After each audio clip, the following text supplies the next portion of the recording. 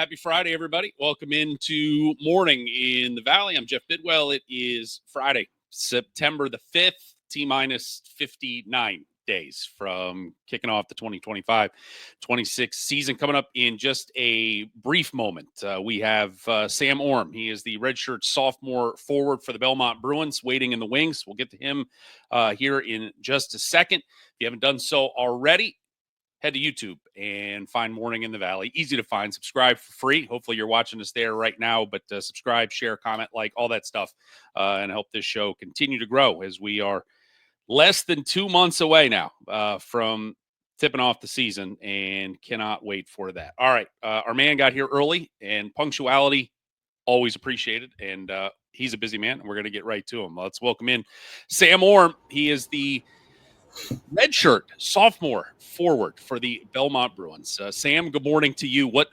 have I torn you away from on a sunny Friday morning in Nashville, Tennessee? Absolutely nothing. I got dragged into maybe doing the girls volleyball, like ball shagging, so I'm all good. I mean, is that a rock paper scissors situation? If who loses has to do that, or? Yeah, well, my roommate is sick, and I was supposed to fill in for him, but I have this and then a class at 11, so I can't do it. All right. Well, we don't want you to miss class. We certainly won't do that. Finance major. I talked with Hallie Polk from Murray State the other day. She is a finance major, and I asked her what that was going to mean in her life, and she just said, "I don't know. What does being a finance major mean to you someday?" I did a job shadow this summer with a financial planner, and I didn't love it. I also did a job shadow with a medical device sales rep, and I think that's kind of more the direction I want to head in. All right. Being stuck behind a desk. But yeah. You've got some time. You've got some time to figure out the plan. Basketball. Last year, got back on the floor after redshirting your freshman season. Just as a competitor, as a kid, you know, obviously you're a Division I college basketball player. You've had this great high school career, and then you have to sit out a year. What is sitting like? Just having to watch and like, man, I want to play, and it's God says not quite yet. Yeah, it was tough because I'd never really like sat in the injured type of way, but it was good for me to like sit back and watch and learn kind of how college basketball operates. So I thought that was definitely beneficial for like being a freshman and redshirting. That was definitely huge for me. What was maybe the most eye-opening part of the college basketball game once you started peeling the layers of the onion back you didn't maybe anticipate coming in? Definitely, I'd say the speed of the game. Yeah. I come from a high school. We kind of tend to slow things down. And I always knew it would be like a pretty big jump just from like AAU and then into college basketball. But it was a lot faster, a lot more physical than what I kind of expected coming into it. So you're from Carmel, Indiana? Yep. I always want to call it Carmel. That's a little panache to it. Carmel, Indiana. Did you live there your whole life? Or? Yeah, I did. Okay. So, you know, in Kentucky, we're always, you know, I've lived here long enough to know that they feel like the game was invented here in a lot of ways, but we know how important it is in Indiana. What's it just like growing up in Indiana in such a basketball crazy state? And when did it stick to you that, hey, maybe this is something I want to do? I mean, kind of growing up, everyone in Indianapolis played basketball. Like that's kind of the first option. I'd say it kind of stuck with me when I wanted to continue with basketball, probably around like 7 or 8, kind of around then. I knew that was my favorite sport, and I was pretty good at it and pretty tall. When the tall part always helps early. When did you? How far along in the process did you realize that maybe I might be able to go to college for free and do this? I'd say in between 8th grade and freshman year, I was, I think, 6'2", and then I shot up to like 6'6" in the summer and kind of continued to develop. And I was like, man, I could be pretty good at this if I keep dedicating some hours to it. Did you play any other sports growing up? I played middle school tennis. I did some like golf tournaments competitively when I was super young, but nothing crazy. Nothing that had a chance to unseat basketball. Nah, probably not. All right. So you sit out a year, and last year you get to release the hounds a little bit. What was the experience like as a whole? Just getting to play and not only play, but contribute in a big way for the Bruins?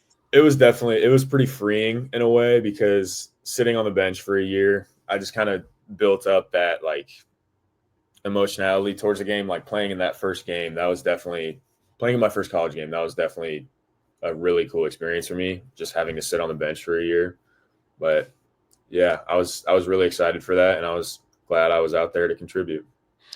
You guys, it's the nature of the beast now, that there's so much turnover every year, and you're going to lose some guys, especially at sort of the top of the pyramid and the leaders and so on. And last year, losing a Witt and a Walker and a Pierre and a Peebles, and that, even though a lot of those guys hadn't been there a long time, Isaiah Walker had been, but that's the leadership core that has gone. Now that you've gone through this summer and this spring, and there's been sort of that leadership void, how does that work? Does somebody, is it a coach? Is Coach Alexander going, all right, I need you to be a little more vocal, or is that an organic thing that 1, 2, 3 other guys sort of step into that role?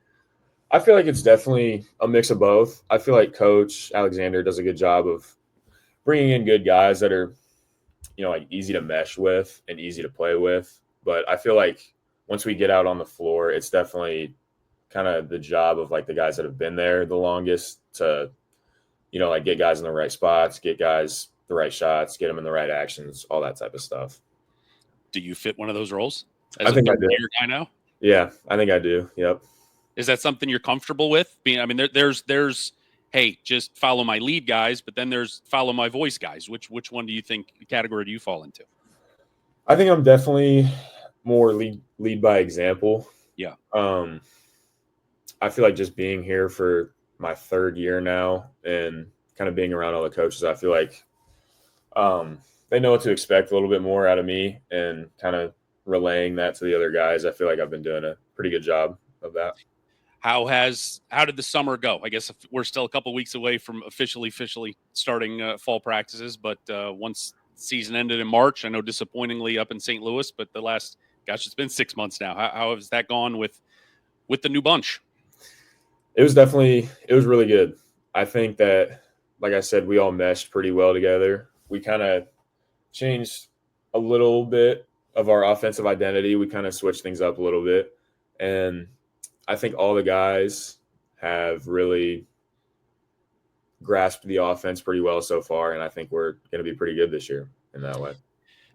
What I guess just in terms of the portal and bringing guys in, and it's such now, with coaches, it used to be, hey, we're going to recruit you for years, and we hope at the end of the line we get you, and now you get that little speed dating week at the end where they're going to hopefully bring guys in sometimes for a quick visit. As a player on the recruiting end of spending time with these guys and the brief amount of time they're on campus, or even high school kids that are coming in, how much of a role do you guys as players play in the, hey coach, I'm not so sure about this guy, or hey coach, we love this guy? If you guys can put your thumb on the scale a little bit. I'd say the coaches have definitely done a good job of bringing in like the right guys that are on visits. They're pretty easy to talk to, hang out with. So I think they've done a really good job of that. But like you said, it definitely splits 50-50 in my opinion, just like with the players coming to practice, talking to the coaches, and then hanging out with like the players afterwards. I feel like there's a good balance of that here. All freshman team last year, about 9.5 points, 4.5 rebounds a game. Did that meet your expectations of a first year in college basketball? I was definitely glad to get the all freshman honors. I think I did kind of what I expected, just being out there, being able to contribute and playing my game, letting everything come to me. You guys have, I think I say a trio. It feels like you're just pulling 6'9" guys out of the trees at this point. But with you and Drew Sharnowski and Brigham Rogers, just such a dynamic trio and different players. But boy, that's a lot of size you can throw at folks. What's it like going at those guys and them going at you just every day in practice, trying to get better? Like you said, I think we're all kind of different players in a sense, but we definitely challenge each other every day. And we got another 6'9" guy. He redshirted last year, Owen Dillon. So it's good for us to all kind of like bump with each other, iron sharpens iron type of thing. I think we all do a really good job in practice of competing and making each other better. Shot 37.5 from three last year. You got some dude named Tyler Lumblade that makes seemingly every three he takes. So quite the teammate / role model in that department. But I mean, is that number? Are you happy with that number? Do you think that number can go up? I mean, you took, I don't know, 3.5 per game last year, but Lord knows at Belmont, you guys are firing threes. So everybody seems to have the green light. Where's sort of your head at in terms of the ceiling of that number? I think 37.5 is solid. I definitely think I can improve on that. That's kind of always just been my goal, is like 40% or higher. But yeah. What has been for you the last 6 months, in the lab, as the kids say, of like, I'm going to be better at this when everybody gets to see me again come first week in November? I'd say I missed some open threes that I definitely should have made. My goal has kind of always been to, like if you get a wide open catch and shoot three, no doubt you should be making it. So I think just getting more reps in, getting the feel of things, and then being ready to knock them down in the game. Almost time. Less than 2 months. Is there, just as you guys have gone through the spring, you've gone through the summer, we're 2-3 weeks away from your 30 practices in 40 days. Like what's sort of the headspace for all you guys right now? Are you looking at November 3rd? Like that's what everything's circled at, or are we more focused on just day one of practice right now? And you don't have to lie to me and give me coach speak stuff right now. I won't. I definitely think we're focused on just getting better every day, stacking days. And that's not coach talk or anything. I genuinely believe that we just try and take it day by day and get better and kind of grow as a group. Blink twice if Coach Alexander's in the room with you right now. No, okay. He's not.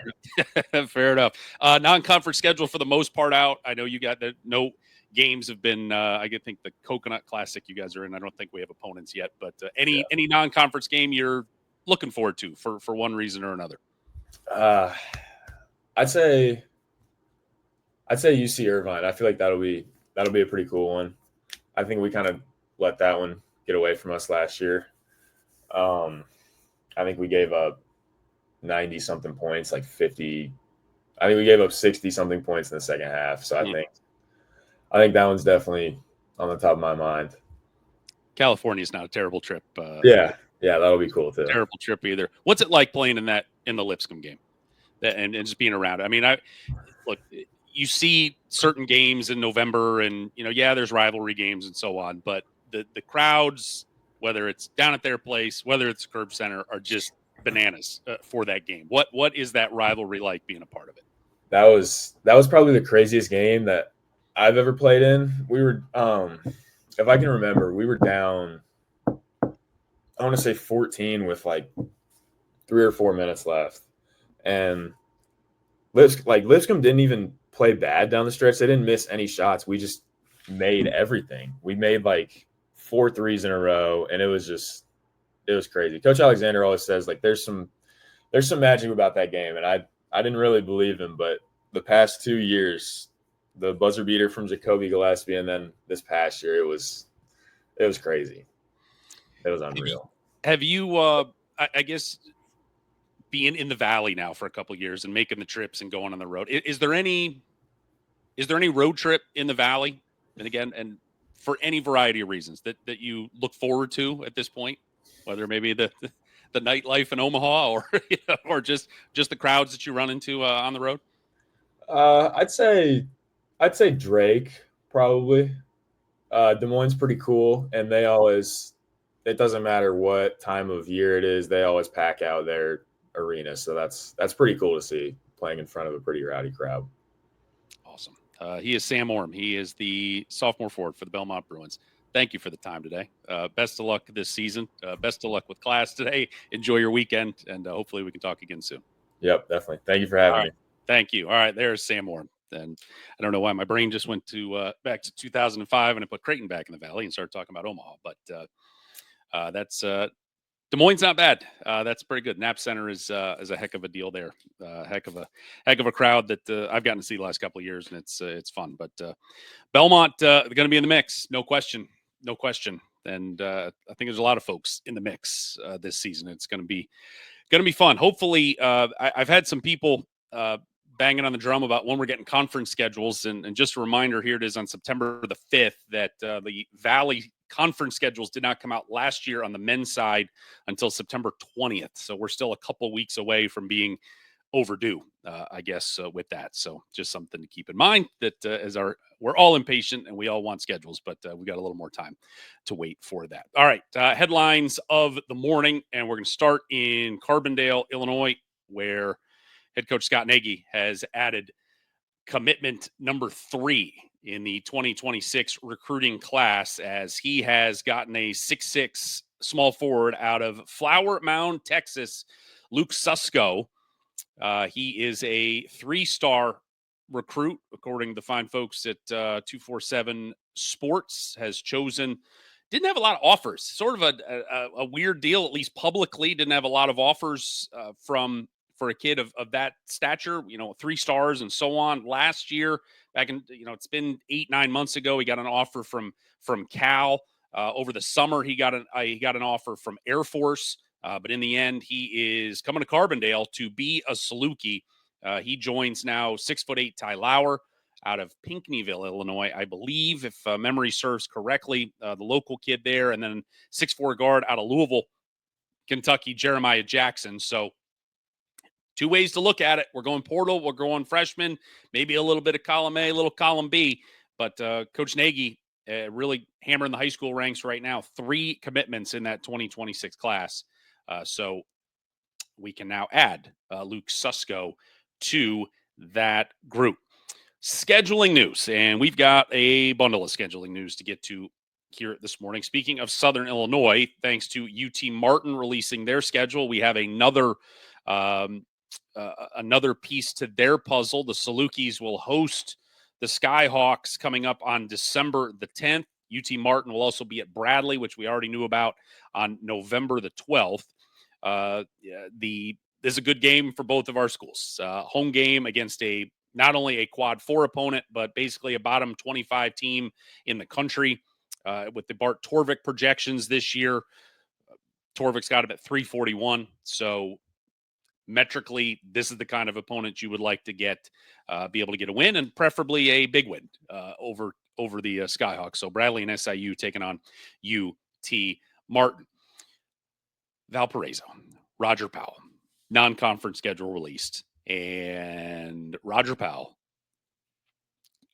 I got a chef's kiss this one. This is outstanding for Valpo. And, it is rare that home games are a hard thing to get these days. That's just period, hard stop. Hard to get. And we're going to get to that in just a minute with another one of our schools that's put out a non-conference schedule. It's just hard to get. And there is a component of, we've talked earlier about the challenges in getting Power 4 schools to play you. And I think on some level it is, I think there is I think the schools that get bought, you have the power schools saying the quiet part out loud, maybe about where they believe these schools sort of rank in the hierarchy of not only their conference, but in college basketball. And Valpo got bought. They've gotten bought by Kentucky. They've gotten bought by Marquette. They've got bought by Northwestern. But those are 3 quad 1 road games and quad 1 opportunities, which, again, metrically great. And look, maybe you go shock the world. It's great to be able to get those games. The rest of the schedule, I think it's fantastic that you have 7 home games. 7 home games. And it's only 1 non-D1. This wasn't like they went out and padded it with, 3 non-D1s or anything. They got 1 non-D1. They have 6 home games of Division I caliber teams. 4 of them are quad 4 games, which is what you want. Now, you got to win those games, but it's what you want. You get UNC Wilmington to come in, who's kind of knocking on the door of being a top 100 team. That's a great home game. And then again, you go on the road, you get UK, you get Marquette, you get Northwestern, you're going to go to Cleveland State. That's a quad 4 game as well. So, I mean, we're going to play quad 1s or we're going to play quad 4s. This is just hanging in the Louvre. I mean, it is everything you want. Now, obviously, again, the responsibility is you got to win those quad 4 games.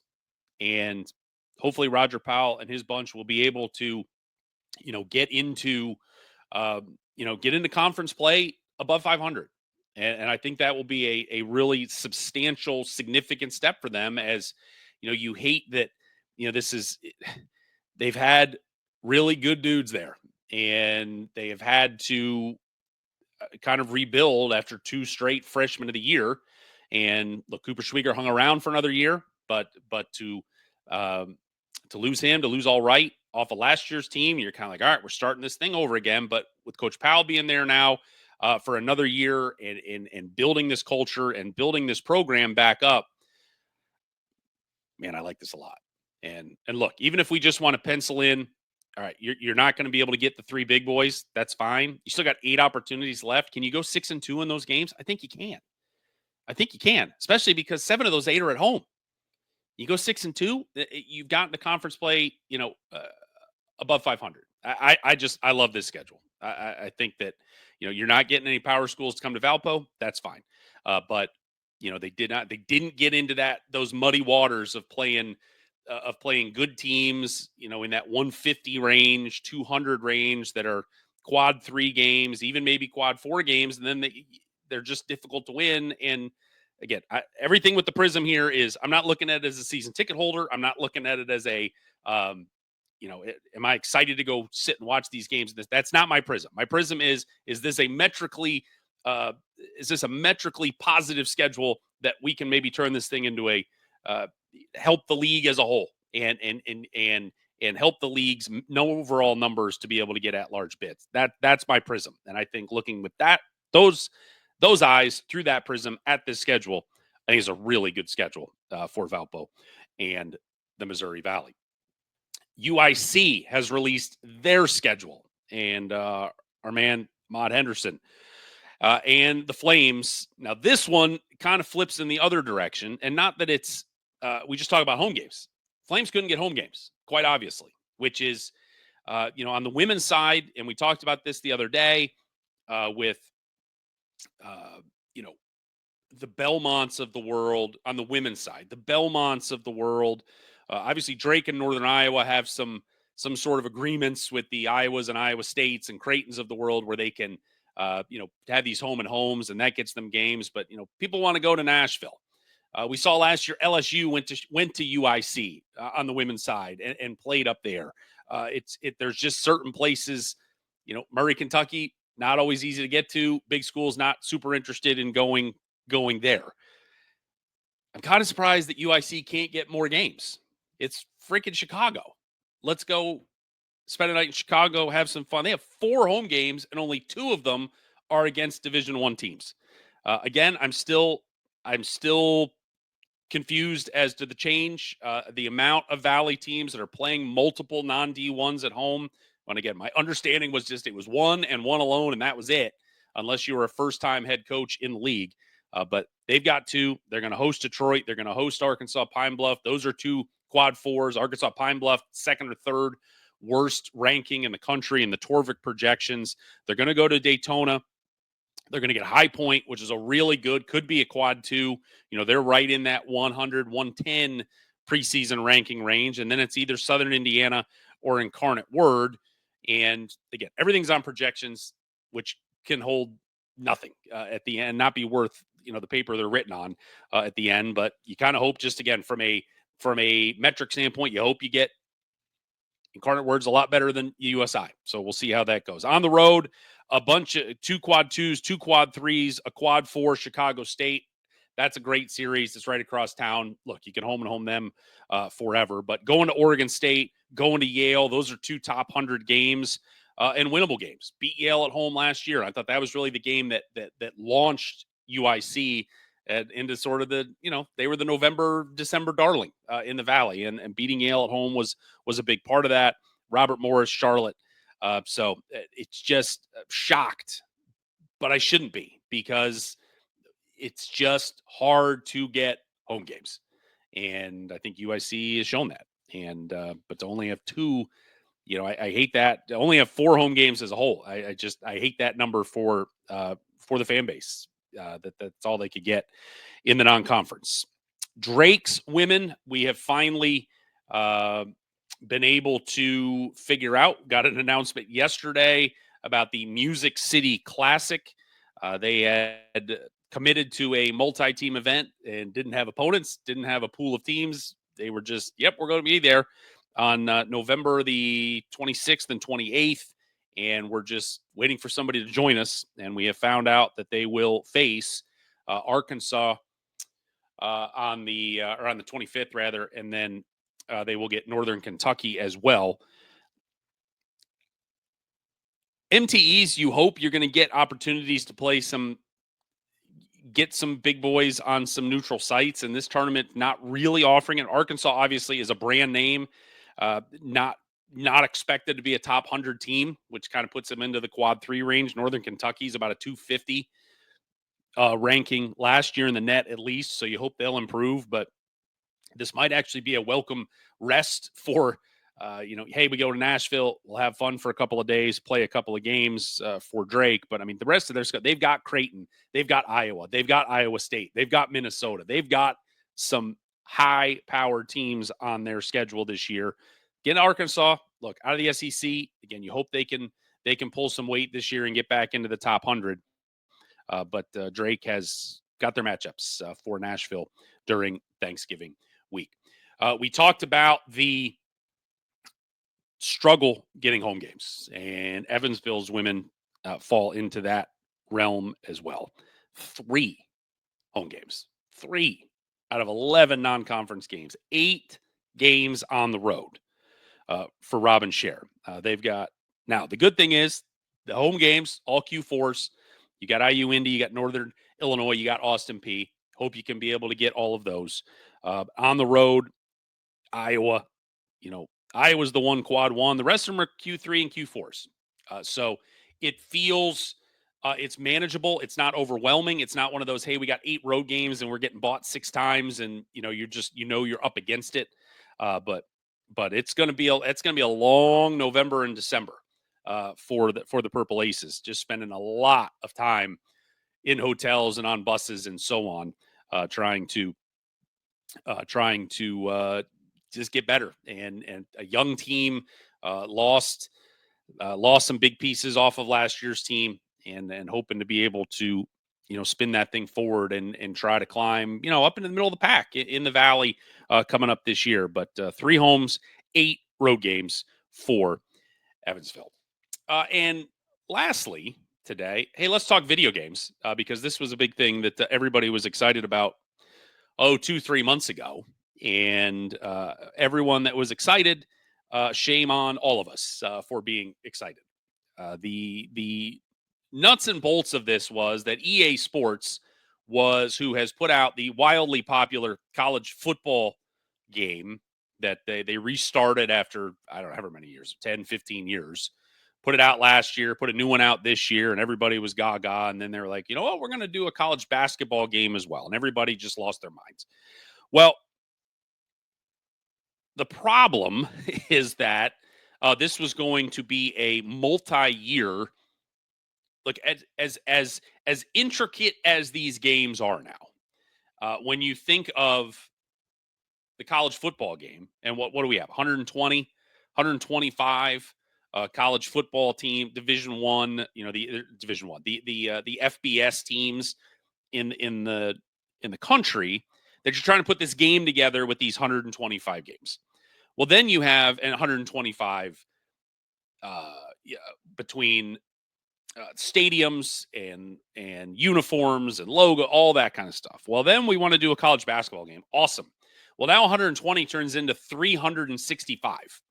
So it is literally triple the amount of schools and logos, all that stuff again. And so this was going to be years before this game was going to be out. But the process was, hey, we're going to do this. The wheels are in motion. Well, in our free capitalist society, there is competition. And the fine folks over at 2K who put out the NBA 2K games and so on were like, hey, we would like in this as well. And the problem, the problem that has arisen is that 2K, basically schools have to pick one. You going to 2K or you going to EA? Now, the difference was EA was going to do everybody. 2K has publicly said at this point, even after the rumors of everything coming out, was it started at 75. Now they're kind of like, we're going to have 100 schools that we're going to, and it's not going to be part of a game currently. It was going to be added into the NBA 2K. My understanding, it was going to be part of the NBA 2K universe as sort of an add-on, not as much an Easter egg, but it was just going to be part of that where they can get it out faster. But the main harumph of everything was it's 100 schools. So it's just the big brand names and that's all. And I think from a speed standpoint, that's probably the main thing is just like we can sign up for this and we can be a part of this and we can start getting checks from this soon, within a year maybe. Whereas EA, we were still years down the line. EA's problem is that they wanted exclusive rights. EA didn't care. EA was like, hey, Kentucky, if you want to be in our game, you can be in the EA game too. That doesn't bother us. EA was like, whoa, if you're going to be you're with us or with nobody, or you're not. Like there's no sticking your foot in both pools. And the fact that 2K and the momentum was building on that side, EA yesterday, the report coming out from Matt Brown over at the Extra Points newsletter, just saying, look, EA's like, we're good. We are withdrawing our proposal and our bid to be involved in this college basketball game because they could not get all 365 teams on board. And the general reaction to that from the corners of the internet that I have been brave enough to poke my head into has been harumph. That look, when in my video game playing days and I would play college football, I wasn't playing with Texas and I wasn't playing with Alabama. It was, I'm going to go play with, my Ohio Bobcats. And I'm going to go try to win the MAC, and I'm going to try to get into a bowl, and I'm going to try to get invited to the SEC, and I'm going to try to win a national title. You start with the worst team, and you try to build the thing up. And I think that, that's the allure of the EA game. And look, we all want our school, whatever that school is. And 100%, there are people that they want their school, and that school is LSU, or that school is North Carolina. And that's fine. And good on them. They're going to get their game, but they're also going to get a game with just the top 100 teams. And it's not going to be that authentic, hey, we get to the end and we get to play the tournament and I'm going to play, Mississippi Valley State in the first round of the NCAA tournament or, any of that stuff. And so I think there is a large disappointment this morning. This was going to be a massive, massive undertaking. There is no question it was going to be a massive undertaking to put this game out through EA over the course of, again, it was going to take years for this thing to come to fruition just with the sheer volume of schools and players, all that stuff. But for now, you're going to get a game faster. You're going to get a much more abridged version of a game, but it's going to be through the 2K side of things. And we'll see, time changes. We never thought we'd have a college football playoff, and hey, we got one. And then we got a bigger one, and then it looks like it continues to grow. So this may not be a forever problem, but for folks that love the video games and really wanted a college basketball game and, really wanted to play with their schools that may be a little bit off the beaten path, they're going to have to wait a little bit longer for that to happen. All right. Thanks for being with us today on this Friday, September the 5th. Coming up in just a couple of minutes at the top of the hour, I'll be recording an interview with Rocco Miller, from bracketeer.org, one of our scheduling gurus from around the country. And we're going to be talking about scheduling and talking about sort of the trends he's seen in scheduling this fall and how that sort of impacts folks here in the Missouri Valley and how it impacts trying to get more than one team into the NCAA tournament, and get his thoughts on, are we really going to expand? Are we going to 12? Are we going to 14? What he thinks the best path is for that. So we're going to talk about a lot of stuff. Hopefully have that coming up on Monday. But for today, I want to thank Sam Orme, the Belmont sophomore forward, for being with us. Thank you for being with us as well. If you haven't done so, please head over to YouTube and subscribe to the program there. It is free to subscribe, like, share, comment, all of that, and help us continue to grow. Could not do it without you, and appreciate you all very much. Have a great weekend, everybody. We will be back, no holiday weekend. So we'll be back on Monday, 9 a.m. right here on Morning in the Valley.